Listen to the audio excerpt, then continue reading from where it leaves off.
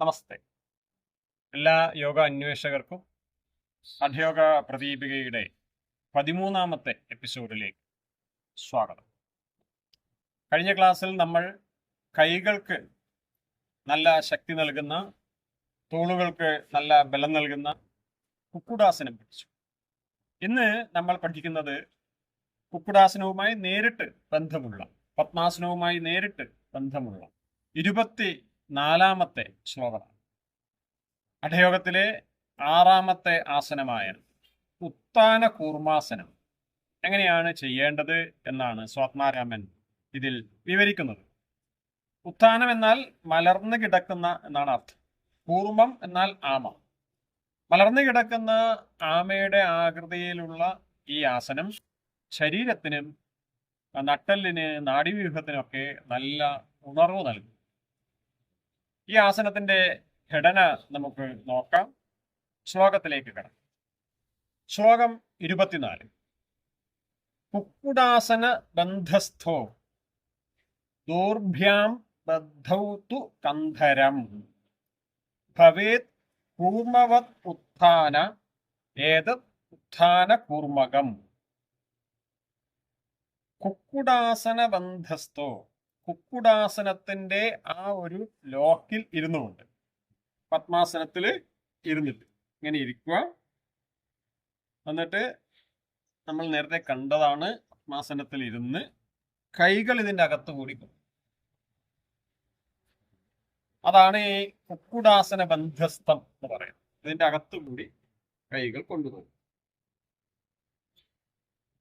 ഇങ്ങനെ കൊണ്ടുപോയതിന് ശേഷം ദൗർഭ്യാം കന്ധരം ബദ്ധ്വാതു, ഇങ്ങനെ രണ്ട് കൈകളും ഇതിന്റെ ഉള്ളിൽ കൂടി കൊണ്ടുപോകും. കഴുത്തിനെ പുറകിലൂടെ നന്നായി ബന്ധിച്ചു. ഇങ്ങനെ ഇതിന്റെ ഉള്ളിൽ കൂടി, എനിക്കിപ്പോ ഇതിന്റെ അകത്ത് കൂടി കൈ കൊണ്ടുപോകാൻ പറ്റാത്തതുകൊണ്ടാണ്, ചെയ്യാൻ പറ്റുന്നവര് ചെയ്യുക. ഇതിന്റെ അകത്തുകൂടി കൈകൾ കൊണ്ടുപോയി അപ്പൊ അങ്ങനെ പൊങ്ങും.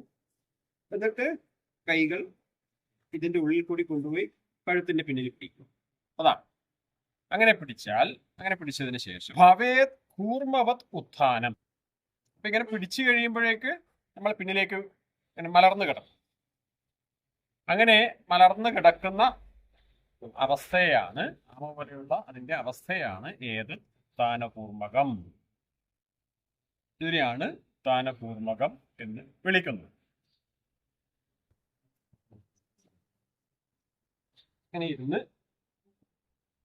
ആ കൈ ഇതിന്റെ അകത്തുകൂടി കൊണ്ടുപോകാൻ വേണ്ടി പറ്റില്ല. അപ്പൊ നമ്മൾ ഈ കൈ ഇതിന്റെ അകത്തുകൂടി കൊണ്ടുപോയി ഇങ്ങനെ ഉണ്ടാവും. കൈ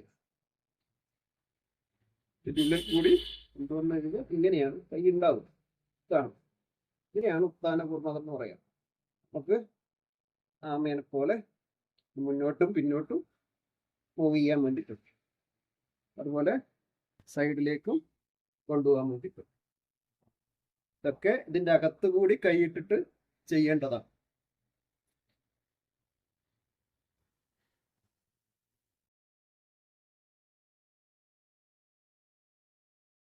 ഇങ്ങനെ കിടന്ന്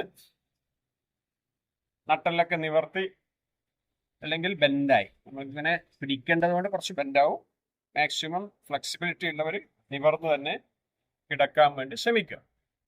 അങ്ങനെ ചെയ്യുമ്പോൾ നട്ടെല്ലിന് നല്ല വഴക്കം കിട്ടും. അതുപോലെ നാഡീവ്യൂഹത്തിന്റെ ഉണർവ്, കൈകൾക്കും കിട്ടുന്ന ഒരു സ്ട്രെച്ചനിങ്, നട്ടെല്ലിന് വളരെ ആഴത്തിലുള്ള ഒരു സ്ട്രെച്ചനിങ് ലഭിക്കും. ഇത് കശേരികൾക്കിടയിലെ സമ്മർദ്ദം കുറയ്ക്കും. ഇങ്ങനെ വരിഞ്ഞ് കിടക്കാൻ പറ്റുവാണെങ്കിൽ നട്ടെല്ല് കുറെ കൂടി സ്ട്രെച്ചൻ ചെയ്യും. അതുപോലെ ഉദരത്തിലേക്ക് നല്ല പ്രസ് കിട്ടും. അപ്പോൾ ഉദരപേശികൾക്കും അതുപോലെ അബ്ഡമൻ മസിൽസ്, അതിൻ്റെ ഉള്ളിലുള്ള ഓർഗൻസ്, ഇതിനൊക്കെ നല്ല മസാജ് കിട്ടുന്ന ഒരു ആസനമാണ് ഉത്ഥാന കൂർമാസനം.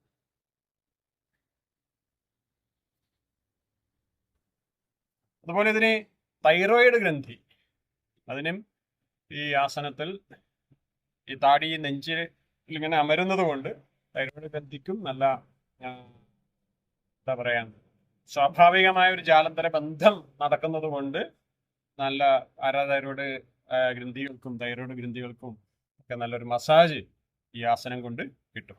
ഇത് ശരീരത്തിലെ മെറ്റബോളിസം നിയന്ത്രിക്കാൻ സഹായിക്കും. അതുപോലെ മനസ്സിനെ കൂർമാസനം പൊതുവേ തന്നെ നമ്മൾ നേരത്തെ കണ്ട കൂർമാസനം കണ്ടതാണ്. കൂർമാസനത്തിൽ പൊതുവേ തന്നെ നമ്മുടെ ഇന്ദ്രിയങ്ങൾ ഉള്ളിലേക്ക് പ്രത്യാഹാരം നന്നായി നടക്കുന്ന ഒന്നാണ്. അതുകൊണ്ട് തന്നെ ഈ ഒരു ആസനം ചെയ്യുമ്പോഴും മാനസികമായ ഒരു ശാന്തത നമ്മൾ അനുഭവപ്പെടും. ഇവിടെ കിടക്കാൻ പറ്റുന്നവർ കണ്ണുകളടച്ച് അല്പനേരം കിടക്കാൻ വേണ്ടി ശ്രമിക്കുന്നത് നല്ലതാണ്. നല്ല ശാന്തിയും കണ്ണുകളിൽ നിന്നുള്ളൊക്കെ സ്ട്രെസ് എന്നൊക്കെയുള്ള മോചനം ഒക്കെ ഇത് നൽകും. ഇതിൽ ശ്രദ്ധിക്കേണ്ട ഒരു കാര്യം, ഈ കുക്കുടാസന ലോക്കിൽ കഴുത്ത് പിടിച്ച് പിന്നിലേക്ക് വീഴുകയാണ് ചെയ്യുന്നത്. അങ്ങനെ വീഴുമ്പോൾ തറയിൽ തലയടിക്കാതിരിക്കാൻ ശ്രദ്ധിക്കണം. അതുപോലെ കഴുത്തിനും തോളുകൾക്കും വേദനയോ മറ്റോ തോന്നുന്നവർ, അങ്ങനെ എന്തെങ്കിലും ബുദ്ധിമുട്ടുള്ളവർ ഇത് ചെയ്യരുത്. അതല്ലെങ്കിൽ നല്ല കട്ടിയിലുള്ള ബ്ലാങ്കറ്റൊക്കെ വിരിച്ച് പിന്നെ യോഗ ബ്ലോസ്റ്റർ ഒക്കെ വെച്ച് ഇത് ചെയ്യാം. ഇതാണ് ഉത്ഥാന കൂർമാസനം. നല്ല ബോഡിക്കും മൈൻഡിനും ഒക്കെ വളരെ ശാന്തതയും സമാധാനവും ഒക്കെ തരുന്ന ഒരു ആസനമാണ്.